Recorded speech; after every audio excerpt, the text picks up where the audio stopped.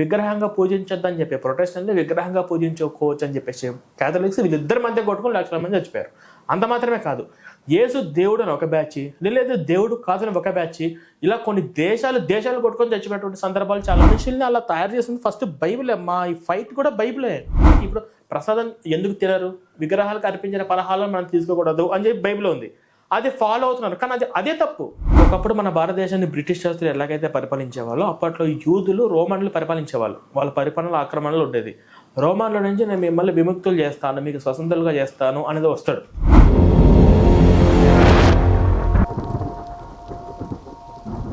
మీకు తెలియని విషయం ఏంటంటే ఈ ఒక్క బైబిల్ మీద ప్రపంచవ్యాప్తంగా 35,000 డినామినేషన్లు ఉంటాయి. Catholics, Protestants, Lutherans, orthodox, Pentecost, Philippians ఇలా ఉంటాయి. ఏ 2 డినామినేషన్లు పడవు. ఇంకొంతమంది క్రైస్తవులు అసలు యేసు దేవుడు కాదు, యెహోవానే దేవుడు అని చెప్పేసి యెహోవా సాక్షులు అని చెప్పేసి ఇంకొక సంఘం ప్రత్యేకంగా ఉంది. ఇంకొంతమంది లేదు మేరీ మాత కూడా దేవత అని చెప్పేసి క్యాథలిక్స్ చేస్తుంటారు. ఇప్పుడు యేసు ప్రభు విగ్రహారాధన చెయ్యొద్దు, విగ్రహారాధన చేస్తే నరకానికి వెళ్తారని చెప్పి ఈ ప్రొటెస్టెంట్ బైబిల్లో ఒక వచనం చూపించి, మళ్ళీ ఇదే బైబిల్ చూపించి లేదు విగ్రహారాధన చేయొచ్చు, వాళ్ళకి బైబిల్ అర్థం కాదని చెప్పేసి ఈ క్యాథలిక్స్ వాళ్ళు విగ్రహారాధన చేస్తూ ఉంటారు. అసలు క్యాథలిక్స్ ప్రొటెస్టెంట్ల మధ్య కొట్టుకొని చచ్చిపోయారు. విగ్రహారాధన చేయాలా చేయకూడదు అనే అంశం మీద, యేసు ప్రభుకి విగ్రహంగా చేసి పూజించాలా వద్దా అనే అంశం మీద లక్షల మంది చచ్చిపోయారు. క్లారిటీ లేదు. అంత ఘోరంగా అంత మరి చరిత్రలో అంత పెద్ద యుద్ధాలు జరిగిన యేసు దేవుడు అని ఒకరు. ఓన్లీ మామూలుగా ఎట్లా అంటే క్రిస్టియన్ విగ్రహారాధన గురించి అంతమంది చచ్చిపోయారు. ప్రొటెస్టెంట్లు క్యాథలిక్స్ అనే వాళ్ళు ఇద్దరు కొట్టుకొని లక్షలాది మంది చచ్చిపోయారు. ఈ వర్గం వాళ్ళేమో యేసుని విగ్రహంగా పూజించవచ్చు అని వీళ్ళు, లేదు యేసుని విగ్రహంగా పూజించకూడదు అని చెప్పేసి వాళ్ళు. విగ్రహంగా పూజించొద్దని చెప్పి ప్రొటెస్టెంట్లు విగ్రహంగా పూజించుకోవచ్చు అని చెప్పేసి క్యాథలిక్స్ వీళ్ళిద్దరి మధ్య కొట్టుకుని లక్షల మంది చచ్చిపోయారు. అంత మాత్రమే కాదు, యేసు దేవుడు అని ఒక బ్యాచ్, లేదు దేవుడు కాదని ఒక బ్యాచ్, ఇలా కొన్ని దేశాలు కొట్టుకొని చచ్చిపోయేటువంటి సందర్భాలు చాలా ఉన్నాయి. లక్షలాది మంది ఇప్పటికీ క్లాట్ లేదు. మీరు ఇప్పుడు కూడా కొన్ని మీరు చూస్తూ ఉంటే డిబేట్లు ఉంటాయి. వన్నెస్ ప్రోగ్రామ్స్ అని, ఇటువైపు పాస్టర్ ఇటువైపు పాస్టర్ ఒకే అంశం మీద ఇద్దరు చర్చించుకుంటూ ఉంటారు. ఇంకా క్లాట్ రాదు, ఎప్పటికీ క్లాట్ రాదు. లాస్ట్ టైం వాళ్ళు పాస్టర్లే, బైబిల్లో ఉన్న ఒక అంశం మీద వీళ్ళిద్దరు విచిత్రంగా కొట్లాడుకుంటూ ఉంటారు. అంటే వీళ్ళు ఒక క్లారిటీ కోసం వెళ్ళారు. ఇంకొక 1,00,000 సంవత్సరాలు కలిసినా దీని మీద ఎవరికి క్లారిటీ లేదు.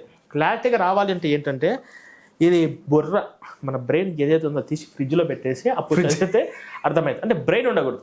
మొన్న ఒక పాస్టరు రతన్ టాటా నరకానికి వెళ్తారన్నారు. మీరు వాటి పేరు హోమస్. వాడు చూడడానికి షర్ట్ వేసుకొని నీట్గా తలదూకొని వైట్గా కార్ మెయింటైన్ చేస్తూ మాట్లాడతారు. అంటే రతన్ టాటా అంటే ఎవరు? ప్రపంచంలోనే ఎంతో అందరూ కూడా ఆయన ఇన్స్పిరేషన్ గా చేసుకుంటారు. ఆయన వల్ల మంది పొందిన వాళ్ళు చాలా మంది.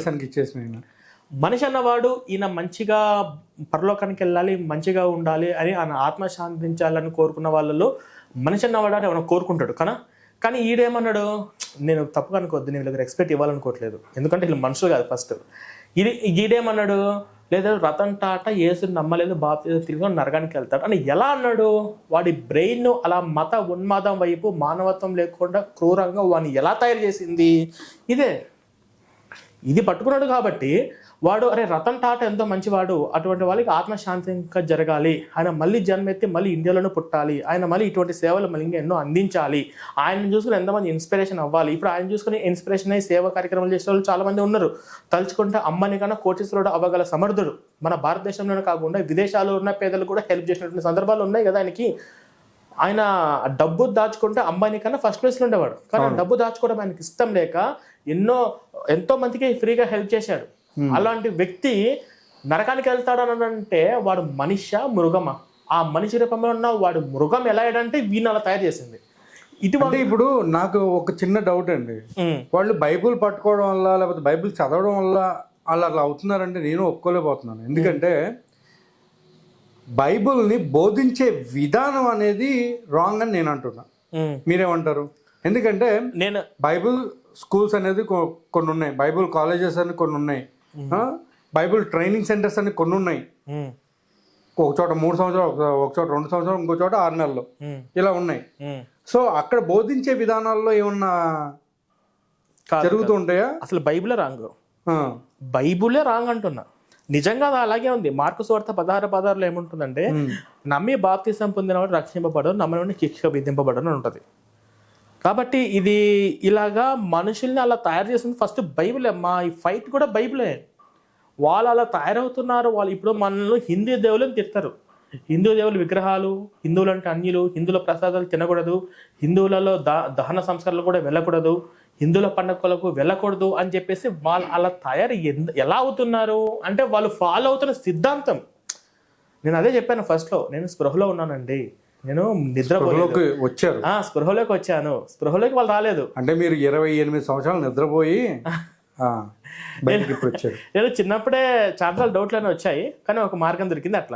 అట్లా అసలు ఇది ఏ విధంగా కరెక్ట్ అనే మానవత్వంతో నేను ఆలోచించాను. వాళ్ళు ఆలోచించలేకపోతున్నారు. వాళ్ళు అలా అవ్వకపోవడానికి ఇప్పుడు ప్రసాదం ఎందుకు తినరు, విగ్రహాలకు అర్పించిన పలహారాలను మనం తీసుకోకూడదు అని చెప్పి బైబిల్లో ఉంది.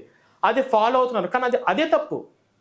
మనుషులందరూ ఇప్పుడు ఈ భగవద్గీతలు సమం సర్వేషి భూతేషి సమస్త పరివేషం అని చెప్పి సమస్త జీవులలో అన్నీ ఒకే విధంగా ఉన్నాను, నేను లోకరక్షణ, ప్రపంచంలో ఉన్న అన్ని దేశాలలోనే ఈ భూమి మండలం కాపాడుకునే లోకరక్షకుని శ్రీకృష్ణ పరమాత్ముడు. ఆయన చిటికిన వెళ్తే గోవర్ధనగిరి పర్వతాన్ని ఎత్తినప్పుడు కూడా పశుపక్షకాలు కంటి కనిపించని జీవులు కూడా ఆయన కిందకి వెళ్ళి పొందాయి కదా.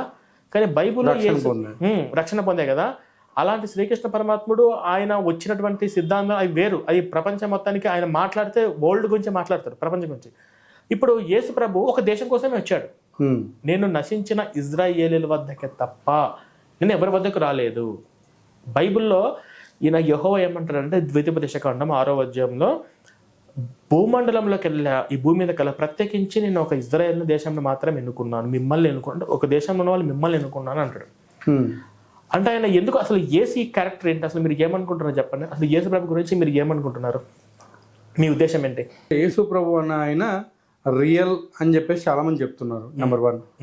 నెంబర్ 2 వచ్చేసి ఆయన దేవుడి ఎట్లా అంటే కుమారుడు, అండ్ దేవుడి యొక్క ఆజ్ఞల ద్వారా చాలా వరకు మిరాకిల్స్ చేశారు. అండ్ కిందకి అంటే భూమి మీదకి వచ్చిన తర్వాత ఎంతో మందికి కూడా ఒక ఆదర్శంగా ఉండాలి అని చెప్పి ప్రతి ఒక్కరితో ఆప్యాయంగా ఉన్నారు అని మాత్రం నాకు తెలుసు. ఓకే, వాస్తవానికి ఏంటంటే యేసుక్రీస్తు అసలు ఎందుకు వచ్చాడని చెప్పి ఆయన అడిగితే, ఇప్పుడు ఒకప్పుడు మన భారతదేశాన్ని బ్రిటిష్ శాస్త్రులు ఎలాగైతే పరిపాలించేవాళ్ళో అప్పట్లో యూదులు రోమన్లు పరిపాలించేవాళ్ళు. వాళ్ళ పరిపాలనలో ఆక్రమణలు ఉండేది. రోమన్ల నుంచి నేను మిమ్మల్ని విముక్తులు చేస్తాను, మీకు స్వతంత్రులుగా చేస్తాను అనేది వస్తాడు. వాస్తవానికి అది జరగలేదు, అది అవ్వకుండానే ఫెయిల్ అయిపోయాడు.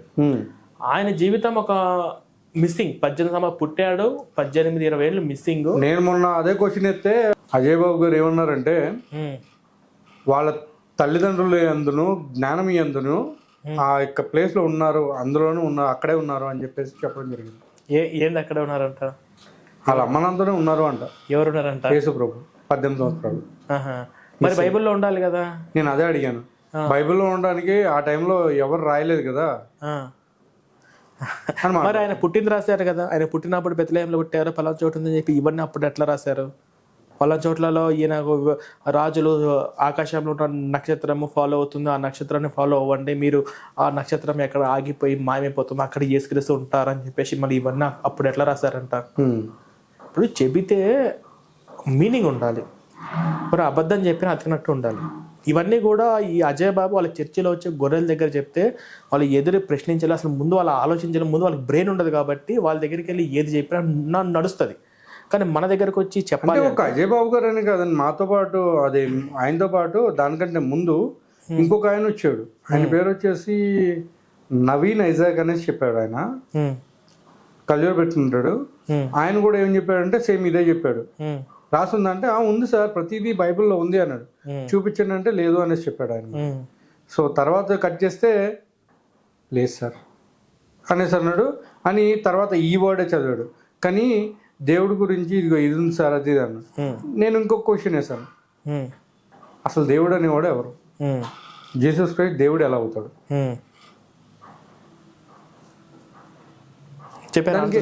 ఆన్సర్ ఒకటే చెప్తున్నారు, యెహోవా, జీసస్ క్రైస్ట్ అండ్ పరిశుద్ధాత్మ ముగ్గురు ఒక్కలే.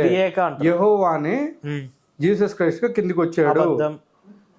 అబద్ధం. మళ్ళీ ఆయన నుంచే పరిశుద్ధాత్మ కూడా వచ్చింది. అబద్ధం. సో వీళ్ళందరూ కూడా ముగ్గురు కూడా ఒక్కటే. అబద్ధం. వాళ్ళు ఒకసారి నా ముందు కూర్చోబెట్టి యెహోవా, యేసు, పరిశుద్ధాత్మ, వాళ్ళు ఏమంటారంటే తండ్రి ఎక్కను, కుమారు ఎక్కను, పరిశుద్ధాత్మ ఎక్కను అని అంటుంటారు. అదేదో ఒకసారి నా ముందు కూర్చోబెట్టండి, యెహోవాకు యేసుకు ఏ మాత్రము సంబంధం లేదు, అది నేను ప్రూఫ్ చేస్తాను. ఒకవేళ యేసు యెహోవా ఇద్దరు ఒకటే అంటే అది బైబిల్ ఏమాత్రం కూడా ఒప్పుకోదు, పొంతే లేదు. తర్వాత ఈ యేసు చెప్తున్న తండ్రి ఎవరైతే ఉన్నారో అతన్ని యెహోవా కానే కాదు. నేను ప్రూఫ్ చేయగలను, అది కూడా బైబిల్లో ఉన్నటువంటి వచనాలే.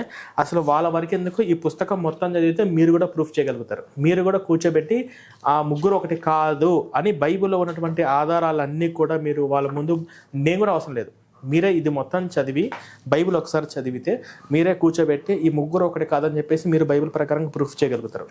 సో అది ఏంటంటే ఇది ఎప్పటి వరకు అంటే వాళ్ళు ఒక ఇన్సెక్యూరిటీలోకి వెళ్ళిపోయారు. ఇప్పుడు